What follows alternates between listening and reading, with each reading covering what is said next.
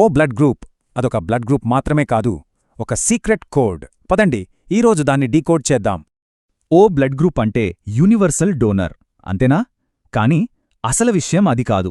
కథ వేరే ఉంది. ఈ బ్లడ్ గ్రూప్లో కొన్ని సూపర్ పవర్స్ ఉన్నాయి, అలాగే కొన్ని డేంజరస్ వీక్నెస్లు కూడా దాగున్నాయి. సరే, ముందుగా ఓ బ్లడ్ గ్రూప్ సూపర్ పవర్స్ ఏంటో చూద్దాం. ఇది వాళ్ళకొక న్యాచురల్ షీల్డ్ అన్నమాట. వీళ్ళకి heart problems, blood clotting issues, కొన్ని క్యాన్సర్ల రిస్క్ కూడా తక్కువ. ఇదొక జెనెటిక్ అడ్వాంటేజ్. ప్రతిదానికి ఒక ఫ్లిప్ సైడ్ ఉంటుంది కదా. ఇప్పుడు ఓ బ్లడ్ గ్రూప్ వీక్నెస్ల గురించి మాట్లాడుకుందాం. ఇతర గ్రూపులతో పోలిస్తే వీరి ఇమ్యూనిటీ సిస్టమ్ కాస్త వీక్గా ఉంటుందన్నమాట. అందుకే వైరల్, బ్యాక్టీరియల్ అటాక్స్కి వీళ్ళు ఈజీగా టార్గెట్ అవుతారు. ప్లేగు, కలరా లాంటి జబ్బులు కూడా రావొచ్చు.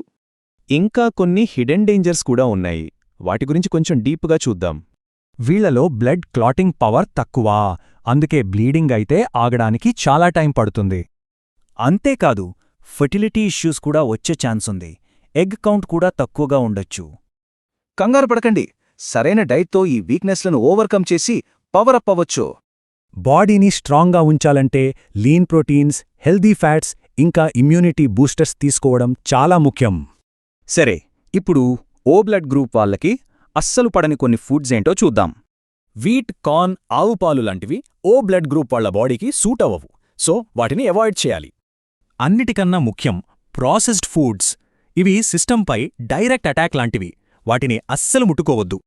బ్లడ్ టైప్ అనేది మన బాడీ ఆపరేటింగ్ సిస్టమ్. మరి దీనికి సరైన అప్గ్రేడ్స్ ఇన్స్టాల్ చేస్తారా?